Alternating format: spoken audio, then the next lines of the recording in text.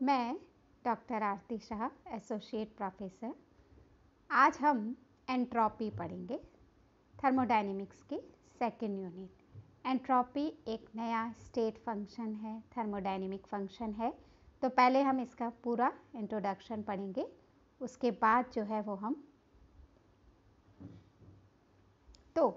सबसे पहले एंट्रोपी क्या है।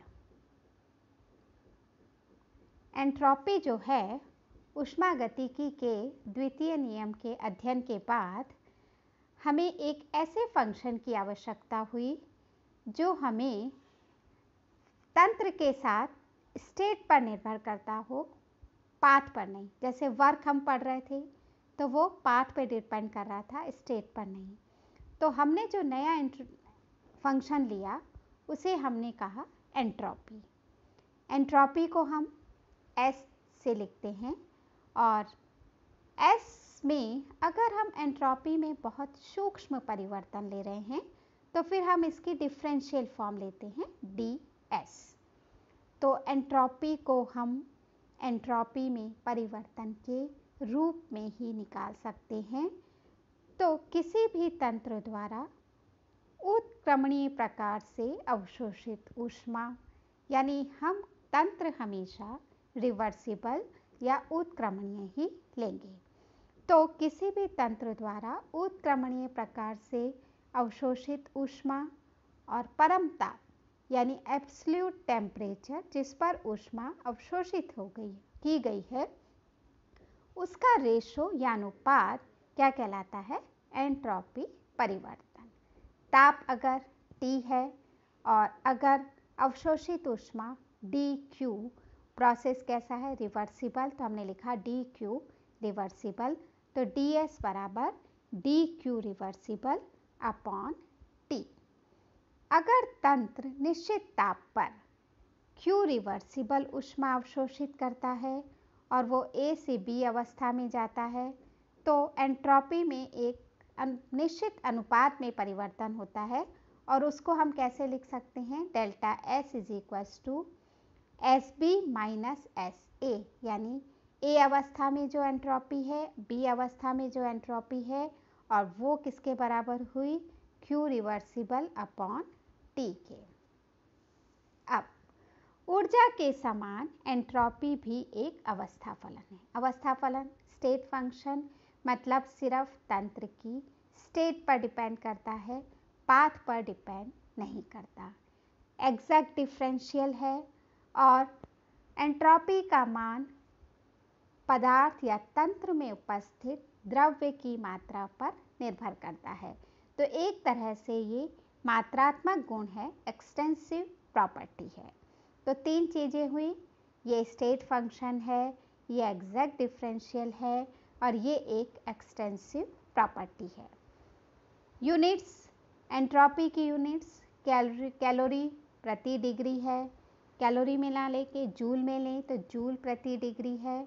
और कभी कभी हम एंट्रोपी को EU यूनिट्स में भी लेते हैं।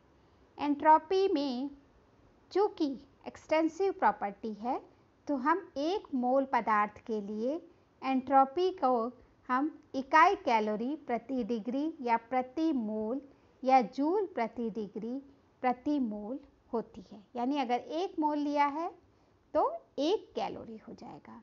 तो इस तरह से इस एंट्रोपी को जो एक मोल में ली जाएगी उसको हम क्या कहेंगे? Molar entropy. अब लास्ट वीडियो में हम पढ़ रहे थे कार्नोट साइकिल्स। कार्नोट साइकिल्स में हमने कार्नोट इंजन की एफिशिएंसी या दक्षता पढ़ी थी और वो क्या थी? Q2 minus Q1 upon Q2 बराबर T2 minus T1 upon T2, या हम लिख सकते हैं Q1 upon T1 is equals to Q2 upon T2, या हम इक्वेशन में अगर हम ऐसे ले आए Q2 upon T2 minus Q1 upon T1, then this is equals to 0। तो Q2 पॉजिटिव साइन है, इसका मतलब ऊष्मा अवशोषित हुई है। Q1 के आगे नेगेटिव साइन है, इसका मतलब ऊष्मा विसर्जित हुई है। तो Q1 Q1 तथा Q2 को ऊष्मा विनिमय के रूप में माना जाए तो हम इक्वेशन को ऐसे भी लिख सकते हैं कि Q1 upon T1 plus Q2 upon T2 is equals to 0।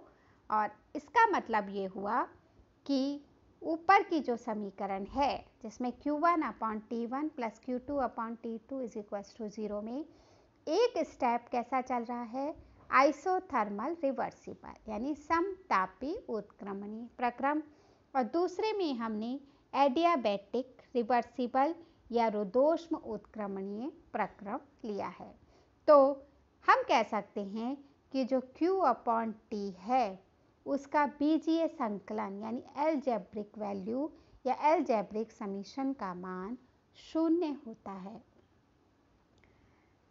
अब हम एक उदाहरण ले रहे हैं और उस उदाहरण में हमने ABA एक ऐसा उत्क्रमणीय चक्रीय प्रक्रम लिया है, यानी A से शुरू होकर B अवस्था में तंत्र आता है और B अवस्था से वापस सिस्टम A में चला जा रहा है, यानी उत्क्रमणीय रूप में परिवर्तन हो रहा है।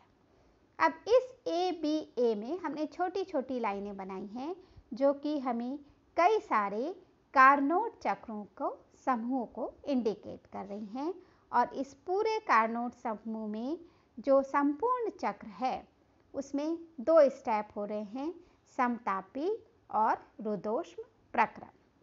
तो हमने वही इक्वेशन जो पिछली स्लाइड में थी, Q1 upon T1 plus Q2 upon T2 is equals to 0। अब उत्क्रमणीय प्रोसेस है तो हमने अलजेब्रिक समीशन लिया, तो summation of Q upon T is equals to 0। और यह जो है अगर परिवर्तन अनंत सूक्ष्म है तो हम इसको फिर डिफरेंशियल फॉर्म में लिखेंगे कि summation of dq upon t is equals to 0। चूँकि सिस्टम में 2 स्टेप हो रहे हैं, एक AB और दूसरा BA, तो हम इस इक्वेशन को भी 2 स्टेप्स में लिख सकते हैं कि summation of dq upon t is equals to, limits लगा रहे हैं A से B dq upon t plus B to A dq upon t is equals to 0। यहाँ A से B dq अपॉन t पहला स्टेप है और दूसरा स्टेप B टू A है। तो टोटल हम अगर देखें तो हम कैसे लिख सकते हैं कि A से B dq upon t first process है और उसका रिवर्सिबल चल रहा है, यानी minus A to B dq upon t यानी path first is equals to minus path second.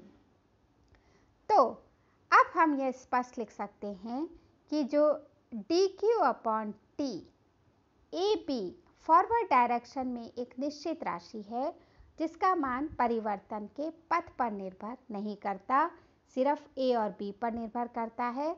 अतः हम ये कह सकते हैं कि ये स्टेट फंक्शंस हैं। तो एंट्रोपी एक स्टेट फंक्शन है। हम A to B is equals to B to A लिखें या B to A is equals to A to B लिखें, वैल्यूज एक जैसी आती हैं। तो एंट्रोपी का मान सिर्फ A और B अवस्थाओं पर ही निर्भर करता है। अब डेल्टा S का मान एंट्रोपी में परिवर्तन, तो delta S is equals to SB यानी B अवस्था में एंट्रोपी माइनस SA यानी A अवस्था में एंट्रोपी, या हम इसको लिख सकते हैं limits A to B dq upon t। अब dq का अवशोषण उत्क्रमणीय ढंग से होना बहुत ज़रूरी है। तो जो सबसे इम्पॉर्टेंट चीज़ है वो ये है कि हमारा प्रोसेस जो है वो हमेशा रिवर्सिबल होना चाहिए। अगर हम परिवर्तन बहुत छोटा ले रहे हैं तो फिर हम ds लेंगे डेल्टा S की जगह, और हमने लिखा ds is equals to dq, process कैसा है रिवर्सिबल अपॉन T। और अगर डेफिनेट है, बड़ा है, तो हम डेल्टा S लिखेंगे। Delta S is equals to Q reversible upon T।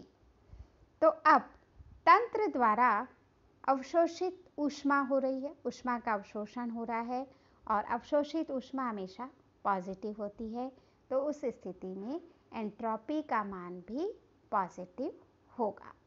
यानी अगर तंत्र में एंट्रोपी ऊष्मा के अवशोषण के साथ लगातार बढ़ती जाती है और अगर ऊष्मा बाहर निकल रही है, उत्सर्जित हो रही है, तो उस स्थिति में एंट्रोपी का मान घटता है। अब प्रोसेस हमने कैसा लिया है? उत्क्रमणीय परिवर्तन। तो रुद्धोष्म उत्क्रमणीय परिवर्तन ले रहे हैं, तो वहां हम ऊष्मा नहीं देते और जब ऊष्मा नहीं देंगे तो एंट्रोपी का मान भी शून्य हो जाएगा और हम ऐसे प्रक्रम को सम एनोट्रोपिक यानी आइसोएंट्रोपिक प्रोसेस कहते हैं। तो एंट्रोपी का मान हमेशा तंत्र की ऊष्मा में परिवर्तन पर ही निर्भर करता है। समतापी रूपांतरण लेते हैं, आइसोथर्मल अगर लिए, ट्रांसफॉर्मेशंस लें, प्रोसेस लें, और अगर हम आदर्श गैस लें, आदर्श गैसों में हमने समतापी प्रसार कार्य कराया है या प्रावस्था रूपांतरण फेज ट्रांसफॉर्मेशन लिया है, तो इस अवस्थाओं में भी हम एंट्रोपी को कैलकुलेट कर सकते हैं। तो सबसे पहले हमने लिया आदर्श गैसों में समतापी प्रसार में एंट्रोपी कैसे चेंज होती है।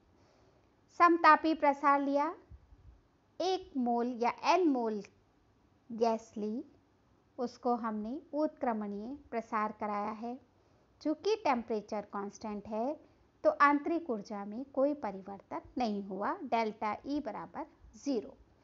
ऊष्मागतिकी के पहले नियम के अनुसार डेल्टा E किसके बराबर है? Q minus W। Delta E 0 है तो Q बराबर W हुआ। अब Q ऊष्मा अवशोषित हुई तो क्या हुआ? W प्रसार कार्य हो गया, तो सीधा सीधा Q reversible is equals to W। प्रसार हुआ, आयतन में परिवर्तन V1 से V2 होता है, तो हम क्या लिखते हैं? W is equals to nRT ln V2 by V1। W किसके बराबर है? Q रिवर्सिबल के, तो हम लिखते हैं Q रिवर्सिबल बराबर nRT ln V2 by V1। अब हम जानते हैं कि एंट्रोपी में परिवर्तन किसके बराबर है? डेल्टा S बराबर Q reversible upon T। Q reversible की वैल्यू पुट कर दी, तो nRT ln V2 by V1 divided by absolute temperature T। T और T कैंसिल हुए और डेल्टा S बराबर आया nR ln V2 by V1। Natural log को बेस 10 में बदल दें तो 2.303 nR log V2 by V1।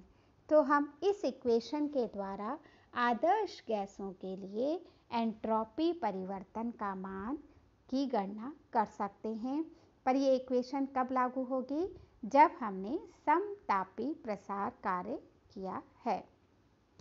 अब अगर हम फेज बदल रहे हैं, यानी ठोस से द्रव में जा रहे हैं और द्रव से गैस में जा रहे हैं, तो उन परिवर्तनों में भी एंट्रोपी में किस तरह का परिवर्तन होता है, ये हमें देखना है।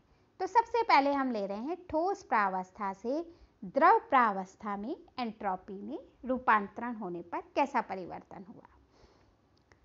जब किसी ठोस को मेल्टिंग पॉइंट तक ले आए और मेल्टिंग पॉइंट पर आते ही पदार्थ क्या होगा? द्रव में परिवर्तित होगा और उस वक्त उसको ऊष्मा दी गई, तो उस ताप पर वह द्रव में परिवर्तित हुआ और उसके लिए जो आवश्यक ऊष्मा है, यानी ठोस से द्रव में परिवर्तित होने के लिए गलनांक पर आवश्यक ऊष्मा जो पदार्थ द्वारा अवशोषित की गई, उसको हम क्या कहते हैं? गलन की गुप्त ऊष्मा या latent heat of fusion, fuse होना।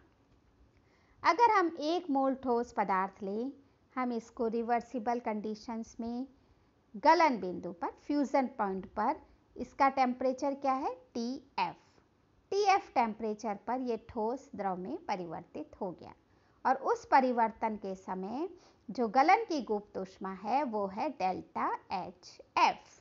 ठीक है, और अगर अवशोषित ऊष्मा को हम 1 मोल में लेते हैं तो ये मोलर हीट ऑफ फ्यूजन भी हो जाती है। तो डेल्टा S बराबर Q reversible upon T। Q reversible है मोलर हीट ऑफ फ्यूजन यानी डेल्टा HF अपॉन TF। तो इससे हम गलन प्रक्रम में एंट्रोपी में परिवर्तन निकाल सकते हैं। चूंकि डेल्टा HF ऊष्मा क्या हो रही है, अवशोषित हो रही है, तो एंट्रोपी का मान भी पॉजिटिव होगा। दूसरी अवस्था लें जिसमें द्रव से गैस अवस्था में परिवर्तन हो रहा है। तो इसका मतलब पहले हम द्रव को गर्म कर रहे हैं, उसके क्वथनांक पर आकर द्रव द्वारा ऊष्मा अवशोषित की जा रही है और उस अवशोषित ऊष्मा के द्वारा द्रव गैस अवस्था में परिवर्तित हो रहा है। तो द्रव को गैस में परिवर्तित होने के लिए जो भी ऊष्मा की आवश्यकता है उसको हम कहते हैं वाष्पन की गुप्त ऊष्मा या लेटेंट हीट ऑफ वेपोराइजेशन। 1 मोल पदार्थ लिया, उसी तरह से हमने रिवर्सिबल प्रोसेस लिया। गलनांक क्या है, TB, और गैस में परिवर्तित हो रहा है। उस वक्त जो गलन वाष्पन की गुप्त ऊष्मा है वो क्या है, डेल्टा HV। V हमने किसके लिए लिया है, वेपोराइजेशन के लिए। तो उसी तरह से एंट्रोपी में परिवर्तन डेल्टा S बराबर Q रिवर्सिबल अपॉन TBT, और फिर Q रिवर्सिबल की जगह हम लिखेंगे मोलर हीट ऑफ वेपोराइजेशन, तो डेल्टा HV अपॉन TB।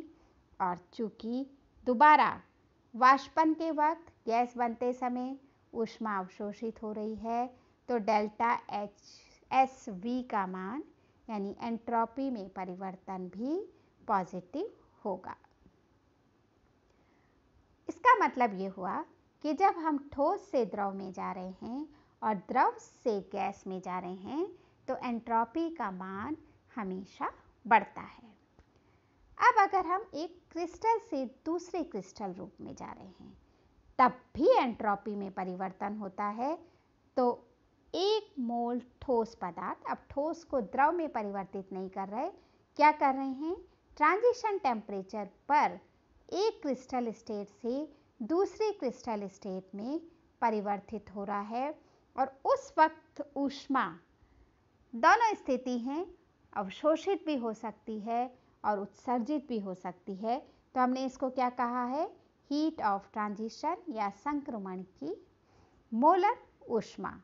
और अगर संक्रमण ताप T कैपिटल उसके साथ स्मॉल t है और संक्रमण की ऊष्मा जो है वो डेल्टा HT है, तो एंट्रोपी में परिवर्तन डेल्टा ST बराबर delta HT upon T of T, यानी मोलर संक्रमण की मोलर ऊष्मा डिवाइडेड बाय संक्रमण ताप। और अगर हम देखें ऊर्जा अवशोषित होगी तो एंट्रोपी का मान बढ़ेगा और ऊर्जा उत्सर्जित होगी तो एंट्रोपी का मान कम होगा। तो इस तरह से हम एंट्रोपी में परिवर्तन को अध्ययन कर सकते हैं।